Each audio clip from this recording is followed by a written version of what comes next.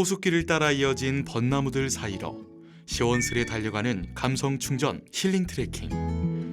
오늘은 경북 성주군을 찾았습니다. 성주 가야산 자락 아래 지금 옆에 보이는 성주호를 끼고 자연을 벗삼아 걷는 길이 있습니다. 선비 산수길이라고 이쁜 이름을 가진 길인데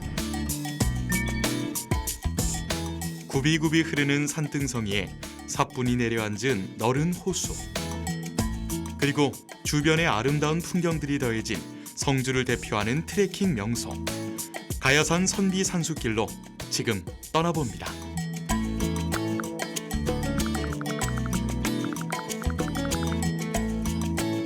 한 바퀴 돌기엔 좀 멀어가지고 제가 어느 정도까지는 차를 타고 이동하려고 했는데 지금 차창밖의 풍경이 너무 예뻐가지고요.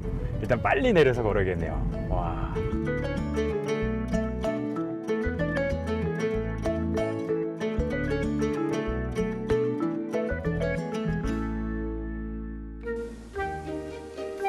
삶의 아름다움이란 꽃말 때문일까요? 벚꽃길을 걷는 한 걸음 한 걸음마다 인생의 아름다움이 새삼스레 전해지는 듯합니다. 와, 지금 성주 호숫가를 따라서 지금 보시는 것처럼 벚꽃이 만개를 했습니다. 마치 미니 솜사탕처럼 너무너무 몽글몽글한 모습이어가지고 굉장히 이쁘거든요. 시작부터 지금 뜻밖의 선물을 받아가지고 아마 오늘 여행이 끝날 때쯤엔 제 얼굴에 웃음이 가득하지 않을까. 성주 여행도 기대가 많이 됩니다. 굳었던 몸과 마음을 풀고 조금씩 아주 천천히 완연한 봄의 기운을 느껴봅니다.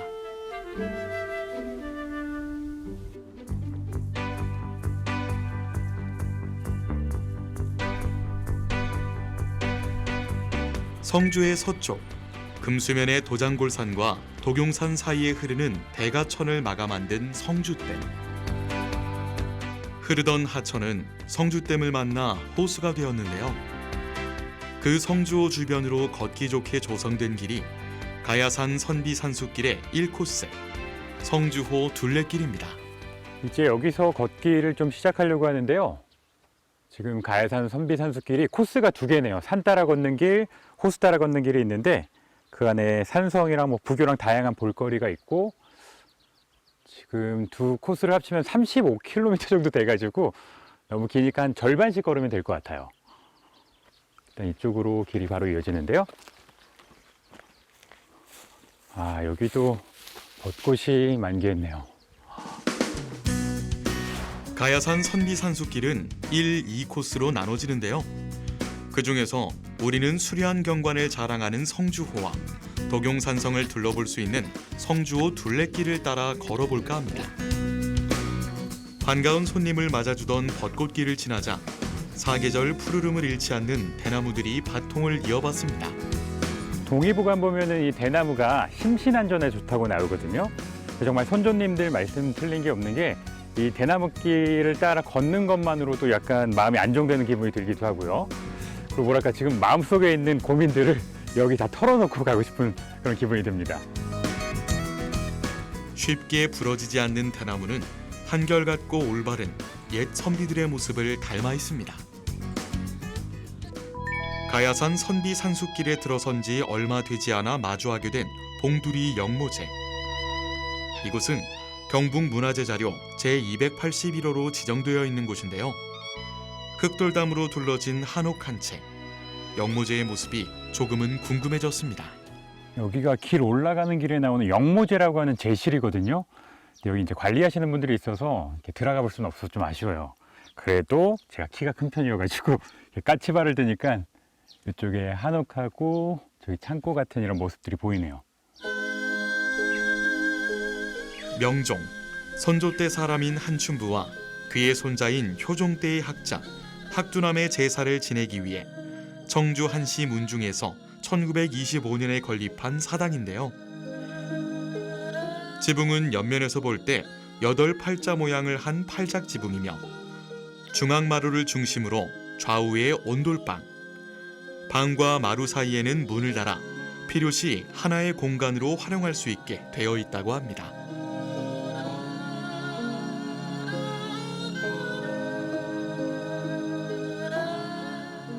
이곳이 원래 성주가 들어서면서 수몰 위기가 있었는데 이쪽에 보존을 잘 해놔가지고 먼 발치에서나마 이렇게 볼 수 있어서 다행이네요. 그리고 지금 걷는 길이 선비 산수길이잖아요. 이렇게 문화재가 나오니까 그 길에 어떤 분위기가 초반부터 물씬 묻어나는 것 같네요. 댐 건설로 인해 그곳에 있던 옛 마을들은 사라졌지만 지역 문화재들은 자리를 옮겨 잘 보존되고 있는데요.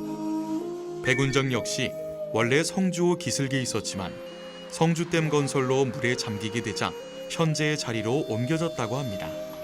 원래 백운정은 운봉 현광호 선생을 기리기 위해 지어진 정자로 제자들이 매년 봄, 가을로 모여 학문을 닦던 곳인데요. 지금도 정자 안에는 수몰되기 전 이 지역의 아름다운 풍경을 담아낸 글귀들을 찾아볼 수 있답니다. 부교로 가는 길인데요. 지금까지 성주호를 눈에만 담았다면 성주호 위를 직접 걸을 수 있는 길이 있어요. 그래서 이 1코스의 하이라이트라고 할 수 있는데 사진도 워낙 많이 찍으신다고 해서 저도 살짝 내려가 보려고요. 아, 여기 이제 보이네요.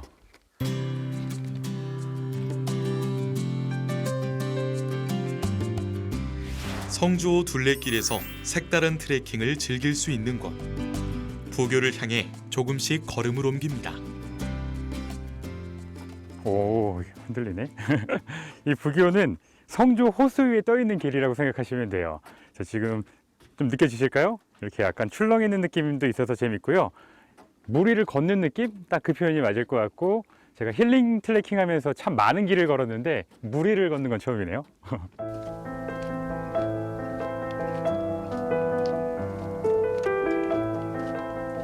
밤사이 떠있던 별들이 마치 이곳에 내려와 잠을 자는 듯 잔잔한 수면 위로 끝도 없이 반짝이는 성주호의 아름다운 풍경이 보는 이의 마음을 설레이게 합니다. 성주호 둘레길의 출발점에서 부교까지는 왕복으로 약 30분 정도가 소요되는데요. 길이 잘 조성되어 있어 가벼운 마음으로 산책하며 걷기에도 좋은 곳입니다. 부교 중간쯤에 서시면 재미있는 형상 하나 확인하실 수가 있는데요. 지금 제 뒤로 새가 약간 웅크려 있는 듯한 모습이 보여요. 저 멀리 도로가 삐죽 튀어나온 새 부리처럼 보이고요. 그 뒤로 산봉우리가 새의 머리, 또 제 뒤로 보이는 거대한 이제 산등성이가 새 몸통이어가지고 전체적으로 보면은 새가 이렇게 엎드려 있는 자세이기 때문에 아는 사람들한테만 또 보이는 그런 풍경이라고 할 수 있겠죠. 그리고 이 뒤에 보이는 산은 위에서 바라봤을 때 한반도 지형이랑 되게 비슷하다고 해요. 그래서 여기서 확인할 수는 없는데 성주 전망대에 가면 보인다고 하거든요. 근데 이 선비 산수길 코스에 포함이 되어 있기 때문에 전망대도 꼭 가봐야겠죠. 병풍처럼 호수를 둘러싸고 있는 산봉우리들이 무리를 걷는 길손들을 포근하게 감싸주는데요. 이 여운을 오래도록 간직하고 싶은 마음은 누구나 같을 겁니다. 지금 딱 이 지점이 사진이 제일 잘 나오는 딱 지점이라고 합니다. 이렇게 보시면은 양옆으로 호수가 보이고요. 뒤에 산도 보이고 이 다리가 딱 한 프레임 안에 담겨가지고 포토 스팟인 거죠. 그래서 아까 여기 등산하시던 분들도 내려오셔가지고 여기서 사진을 정말 많이 찍으셨거든요. 근데 저는 지금 사진 찍어줄 사람이 없어서 셀카라도 한 장 남기고 가겠습니다. 이렇게 하면은 딱 잘 나오네요.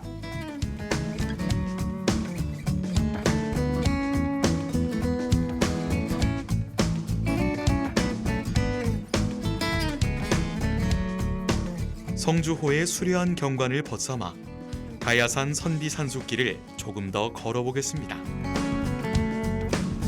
호숫가를 끼고 이어지는 숲길이지만 제법 오르막도 있어 걷다 보면 숨이 차오르기도 하는데요.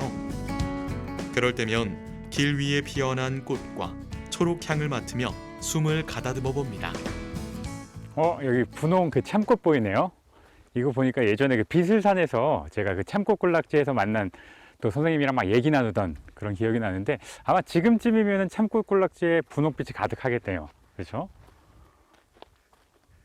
선비 산수길은 지난 산행에 비해서는 좀 난이도가 쉬워서 초보자분들도 충분히 도전하실 수 있을 것 같고요.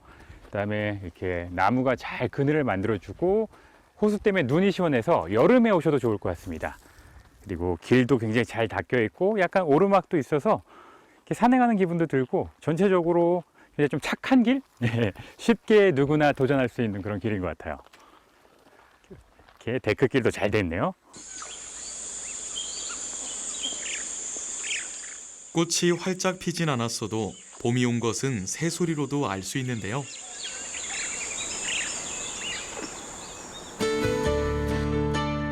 나무와 꽃처럼 보이는 것이 전부가 아닌 이처럼 새소리를 통해서도 자연은 우리에게 새 봄이 왔음을 전해줍니다. 여기 쉬다 보니까 주변이 워낙 고요한 데다가 물가랑 나무가 많아서 새가 되게 많나 봐요. 새소리가 또렷하게 들려요. 들리시죠?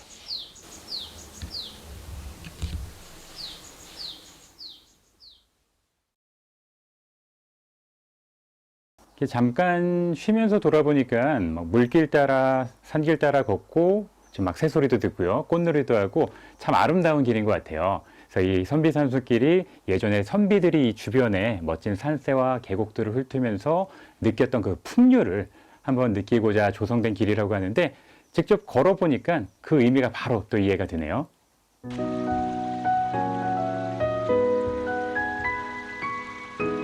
흐르는 계곡 소리와 바람도 곁으로 다가와 함께 걸음을 맞춰줍니다.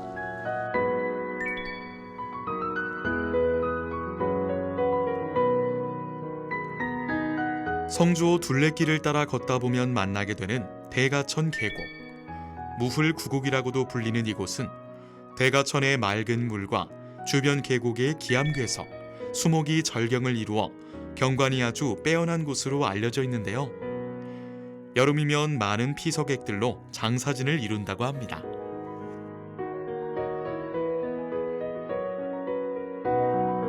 마치 그림 속에서 걸어놓은 듯한 그런 느낌이 드네요. 예전에 성주 출신의 대유학자였던 한강 정구 선생께서도 이 풍경에 매료가 되셨는지 이곳에 경관을 남긴 시를 쓰셨다고 합니다. 그러니까 여기 풍경은 예나 지금이나 똑같이 아름답고 훌륭한 거죠. 성주호 둘레길 주변에는 금수문화공원도 자리하고 있는데요. 2016년에 문을 연 이곳은 무훌구곡의 아름다운 자연을 바라보며 캠핑을 즐길 수 있는 곳으로 많은 야영객들이 즐겨 찾는답니다.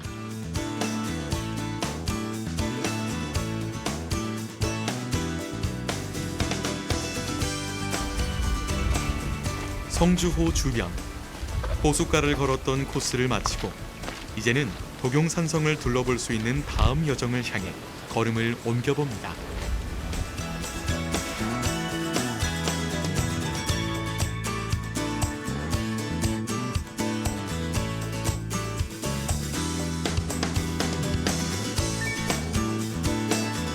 도경산은 비교적 잘 알려지지 않은 곳이지만 산세가 아름다운 곳입니다. 산성에 다 도착한 것 같아요. 지금 돌들이 보이고요. 여기 마침 이정표가 있네요. 제가 1코스 금수무능화공원에서 마치고 지금 올라왔는데 산성에 지금 도착했는데 동문까지 또 1km예요. 산성의 규모가 엄청 큰가 봅니다. 우와.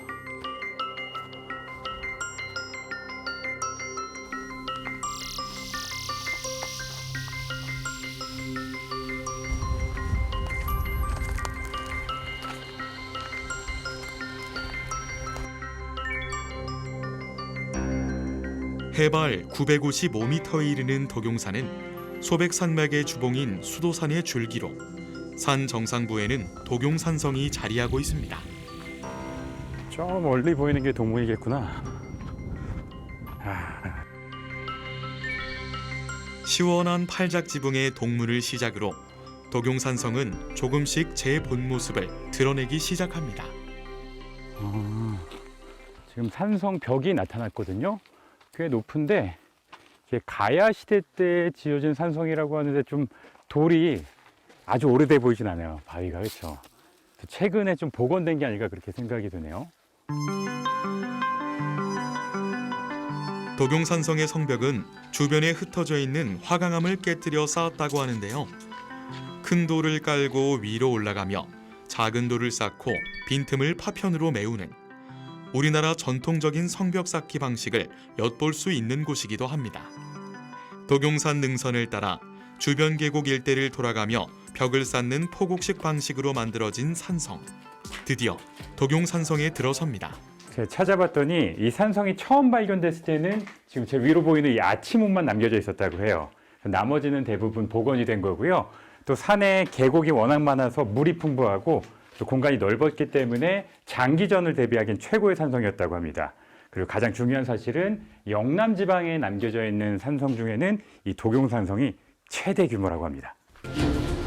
성곽 둘레 7.7km, 성벽 높이 평균 2, 3m에 이르는 독용산성은 성산가야 건국 세력이 쌓은 산성으로 알려져 있는데요. 동문인 관성루는 별이 바라다 보이는 누각이란 뜻을 가졌다고 합니다.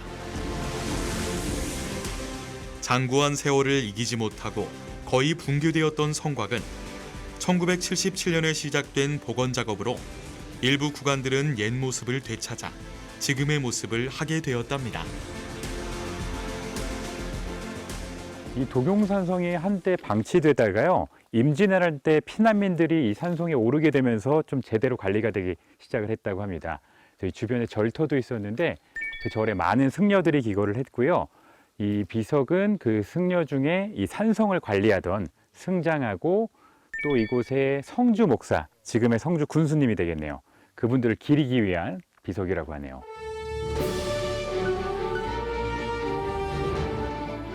와, 여기가 높긴 높나 봐요. 해발 1000m가량 된다고 하는데 지금 성주뿐만이 아니라 저 산 너머로 대구 시내까지 보여요. 유구한 시간을 건너와 지금에 이르기까지 가야산 선비 산속길 곳곳에는 참으로 많은 이야기들이 서려 있습니다. 여기 산성의 그 도경이 신라시대 때 소리 비슷한 글자를 그냥 쓴 거여가지고 딱히 뜻풀이는 없다고 합니다. 근데 여기가 독특한 점이 일반적으로 우리가 산성하면은 방어를 한다든지 전투를 치르는 곳이었잖아요. 근데 여기는 피난처로 이용되던 곳이어서 여기 많은 사람들이 이제 기거를 하기도 했고 1960년대까지는 이 주변으로 마을이 3개 정도 있었다고 해요. 와, 근데 그분들은 이 950m까지 막 올라오셨을 거 아니에요. 대단하시죠?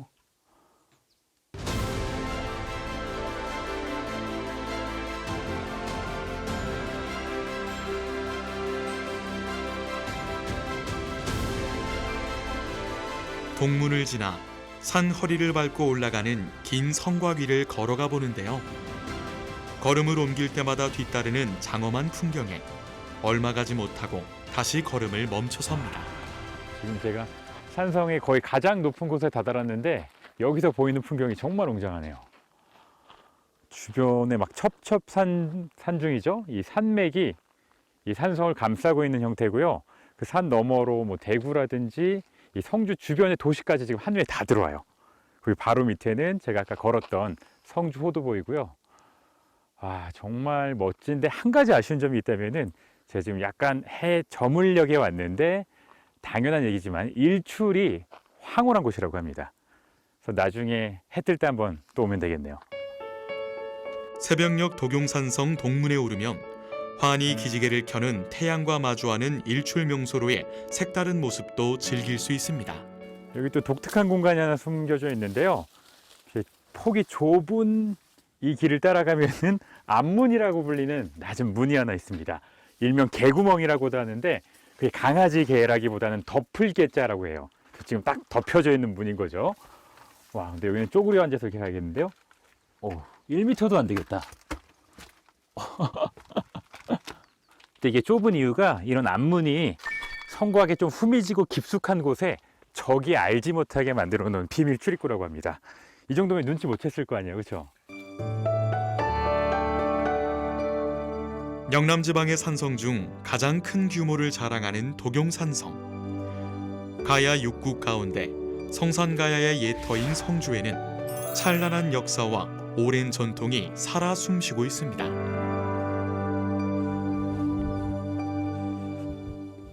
이제 성주 여정의 대미를 장식하기 위해서 마지막 전망대에 오릅니다.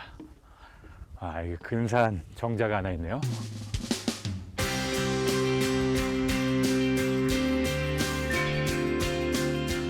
드디어 오늘의 여정이 끝나는 곳 성주호 전망대에 오르는데요. 과연 어떤 풍광이 우리를 맞을까요? 와, 진짜 성주가 한눈에 다 들어오네요. 그리고 너무 좋은 게 제가 아까 반바퀴 오전에 성주호를 반바퀴 정도 돌았잖아요. 근데 그 코스들이 다 보여요. 저 밑에 부교도 보이고요.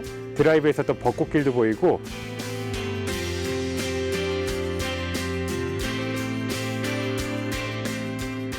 가장 기대했었던 한반도 모양까지 지금 눈에 들어왔습니다. 저 밑에선 볼 수 없었는데 나름대로 우리나라에 한반도 지형이 많은 편이거든요. 영월에도 있고 뭐 진천에도 있고 여기에 있는지 제가 몰랐는데 특히 이 성주호에 있는 한반도 지형은 자 우리나라가 최전성기였을 때 그러니까 막 고구려 발해까지 국토를 넓혔을 때까지 그런 모습인 것 같아요.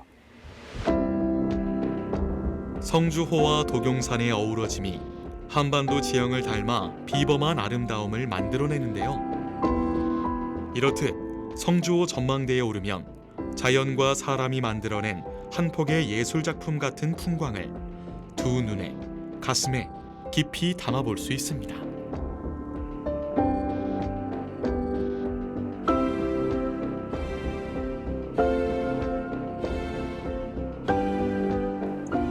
오늘은 먼저 길 이야기를 해봐야 될 것 같은데요. 선비산수길을 이렇게 쭉 둘러봤잖아요. 근데 그 이름 안에 모든 게 다 들어있는 것 같아요. 그러니까 선비들이 풍류를 즐기던 멋진 풍광, 웅대한 산성을 품고 있는 산, 또 아기자기한 재미가 들어있는 호수까지 선비산수, 이름 한번 참 잘 지었다는 생각이 들었고요. 또 지금까지 제가 성주를 제대로 여행을 해본 적이 없어요. 근데 오늘 여정을 곱씹어보면은 성주의 모든 멋진 풍광들이 다 들어있는 것 같아서 성주의 매력을 좀 흠뻑 느꼈던 것 같습니다. 그래서 봄, 여름, 가을, 겨울 다 와보고 싶고요. 일단은 여름에 참외부터 먹으러 와야겠네요.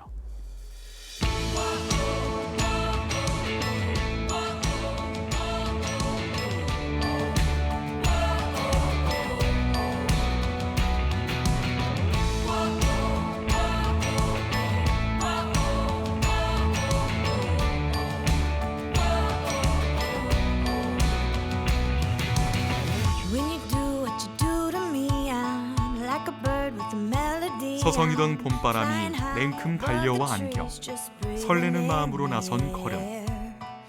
도심을 떠나 자꾸만 마음이 이끌리고 자꾸만 머물고 싶어지는 성주군 가야산 선비 산수길에서 다시 찾은 우리의 봄날을 따스하게 간직해 봅니다.